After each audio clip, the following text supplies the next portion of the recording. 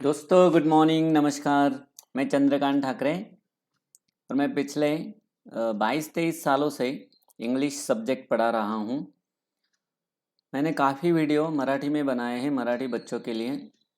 बहुत सारी दिक्कतें थी तो उनका एक फोर्स था और उसकी वजह से मैंने बहुत सारे वीडियो जो है मराठी में बनाए। लेकिन ये जो वोकैबुलरी की श्रृंखला है ये मैं हिंदी में स्टार्ट कर रहा हूँ, जिसमें मैं वर्ड्स ऑफन कन्फ्यूज्ड इस रेफरेंस से कुछ शब्द लाने वाला हूँ।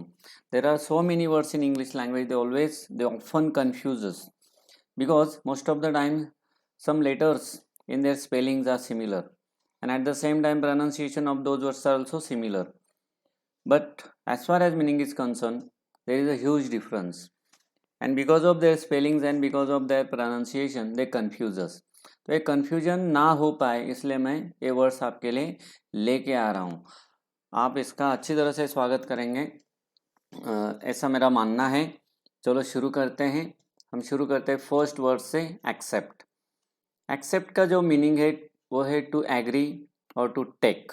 टू एग्री मतलब स्वीकार करना, किसी बात को मान लेना, टू टेक। इसका अगर हम यूज़ करते हैं किसी सेंटेंस में तो कैसे हो सकेगा? He refuse to accept my suggestion. यहाँ पे टू एक्सेप्ट ए वर्ड मैंने यूज़ किया है, तो इस सेंटेंस का मतलब क्या होता है कि मैंने जो सजेशन दिया है उसको स्वीकारने के लिए उसने मना कर दिया।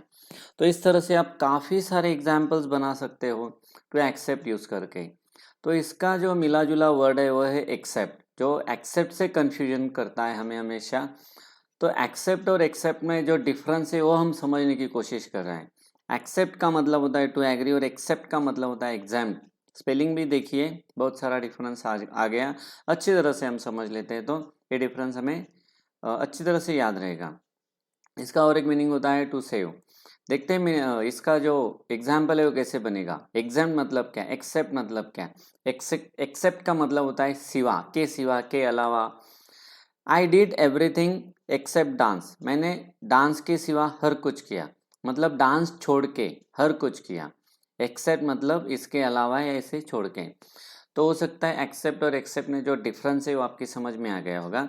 ऐसे बहुत सारे अलग अलग वर्ड्स है, ये तो हमारी जानकारी में है, बहुत सारे ऐसे वर्ड्स है जो हमारी जानकारी में भी नहीं है। तो ये कन्फ्यूजन दूर होने के साथ साथ नए वोकैबुलरी के वर्ड्स भी हम पढ़ने वाले हैं, तो इम्पोर्टेंट एक्टिविटी है। अगला वर्ड है एक्सेस। इसमें भी देखिए बहुत सारा कन्फ्यूजन करने वाला मटेरियल तो वर्ड में खुद में है। The word itself is a confusing. See, look at the spelling, double C double S, इस तरह के स्पेलिंग आने वाले वर्ड्स हमें कंफ्यूज करते रहते हैं। इसका मतलब क्या होता है? अप्रोच। अप्रोच मतलब क्या हम किसी चीज़ के पास जा सकते हैं, उसका यूज़ कर सकते हैं। तो अगर समझ लो किसी ऑफिस में आप जा रहे हैं, आपको वहाँ पे कुछ कोई लैपटॉप रखा है, तो उस लैपटॉप के पास जाके अगर आपको कुछ काम करना है और आप लैपटॉप आपको यूज़ करना है, अगर आप यूज़ कर सकते हो मतलब आपको लैपटॉप का एक्सेस है, लैपटॉप को आप अप्रोच कर सकते हो। तो इसका एग्जाम्पल कैसे आएगा? This school gives you easy access to all important things. मतलब इस स्कूल में जो सारी इम्पोर्टेंट चीज़ें हैं वो आप आसानी से यूज़ कर सकते हो, आसानी से हैंडल कर सकते हो। मतलब वो यूज़ करने के लिए आपको आपके पास परमिशन है। एक्सेस का मतलब समझ गए। तो सिमिलर वर्ड है एक्सेस, बहुत छोटा डिफरेंस आता है, इसलिए दोनों वर्ड आपस में बहुत कंफ्यूज करते हैं। हो सकता है कि इस एक्टिविटी के बाद एक कन्फ्यूजन दूर होगा। कभी भी फिर से कन्फ्यूजन होता है तो हम अपना वीडियो देख सकते हैं।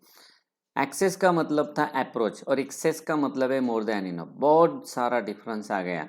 मोर देन इनफ मतलब जितनी जरूरी है उससे ज़्यादा। एग्जाम्पल में देखते हैं, if you eat in excess it will injure to your health.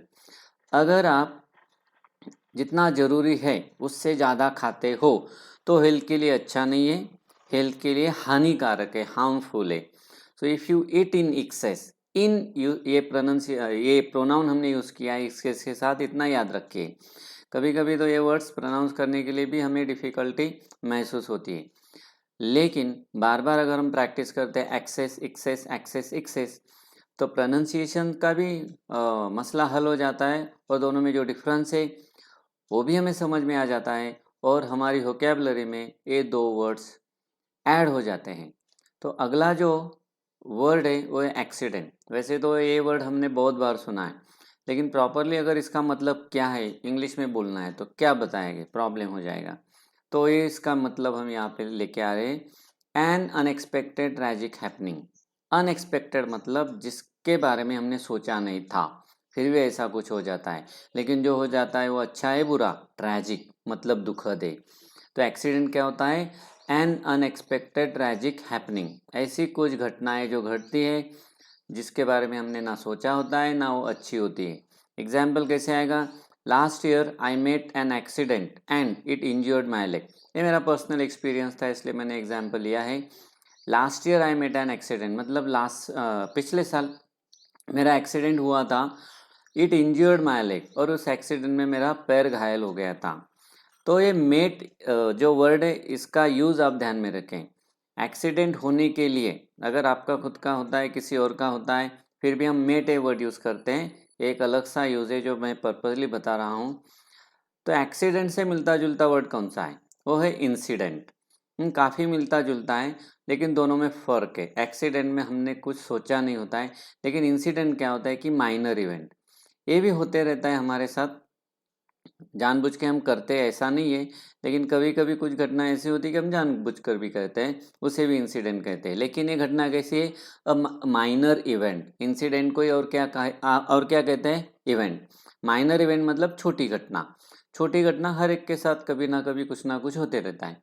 इसका अगर हमें यूज़ करना है सेंटेंस में तो कैसे करेंगे, he told us an interesting incident of his life, मतलब उसने उसकी लाइफ का एक इंटरेस्टिंग इवेंट था उसके बारे में हमें बताया। तो यहाँ पे इंसिडेंट का यूज़ किया है। तो एक्सीडेंट और इंसिडेंट वैसे तो ये दोनों ज़्यादा कंफ्यूजिंग करने वाले वर्ड है नहीं, लेकिन मीनिंग के हिसाब से इम्पोर्टेंट है। कंफ्यूजन थोड़ा बहुत हो ही जाएगा, तो मीनिंग के लिए इम्पॉर्टेंट है, दोनों का मीनिंग याद रखिए। एक्सीडेंट मतलब एन अनएक्सपेक्टेड ट्रैजिक हैपनिंग और इंसिडेंट मतलब अ माइनर इवेंट। हो सकता है दोनों में फ़र्क आ गया।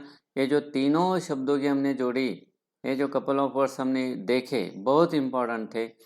वैसे तो ये वोकैबलरी के दृष्टि से जाने जाने वाले वर्ड है और बहुत सारे वर्ड लेके आने वाला हूँ मैं जिनके बारे में आप ज़्यादा जानते नहीं। ऐसे वर्ड्स कन्फ्यूजन तो दूर करेंगे ही करेंगे, साथ साथ में हमारी वोकैबलरी में इजाफा करेंगे, हमारी वोकैबलरी इनरिच होती रहेंगी। ठीक है, थैंक यू, फिर मिलते हैं। Have a nice day, enjoy your self.